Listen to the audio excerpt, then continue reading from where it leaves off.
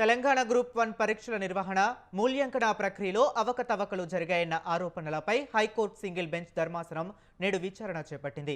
ఈ సందర్భంగా న్యాయస్థానం తెలంగాణ పబ్లిక్ సర్వీస్ కమిషన్ అనుసరించిన విధానాలపై పలు కీలక ప్రశ్నలు సంధించింది.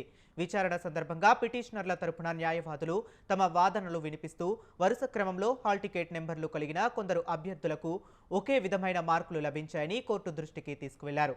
అంతేకాకుండా నిబంధనల ప్రకారం ప్రొవిజనల్ మార్కుల జాబితాను నిర్ణీత సమయంలో వెల్లడించలేదని, దాదాపు 20 రోజుల తరువాత తుది మార్కులను ప్రకటించారని తెలిపారు. ఈ మధ్యకాలంలో అవకతవకలు జరిగి ఉండవచ్చనే అనుమానాన్ని వారు వ్యక్తం చేశారు.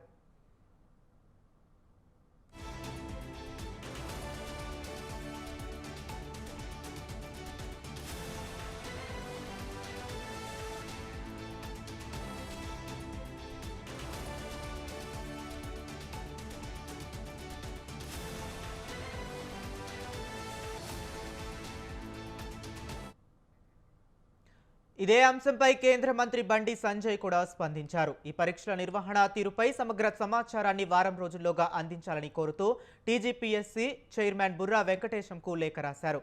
గ్రూప్ 1 పరీక్షల విషయంలో తమకు అనేక సందేహాలున్నాయని, అవినీతి అక్రమాలు జరిగాయని కొందరు అభ్యర్థులు ఆరోపిస్తున్నారు. ఈ క్రమంలోనే పలువురు అభ్యర్థులు ఇటీవలే బండి సంజయ్ను కలిసి తమ గోడు వెళ్లబోసుకున్నారు. ఈ విషయంలో జోక్యం చేసుకుని న్యాయం చేయాలని వారు విజ్ఞప్తి చేశారు. అభ్యర్థుల ఆందోళనను పరిగణలోకి తీసుకున్న బండి సంజయ్ ఈ మేరకు టీజీపీఏఎస్సీకి లేఖ రాశారు.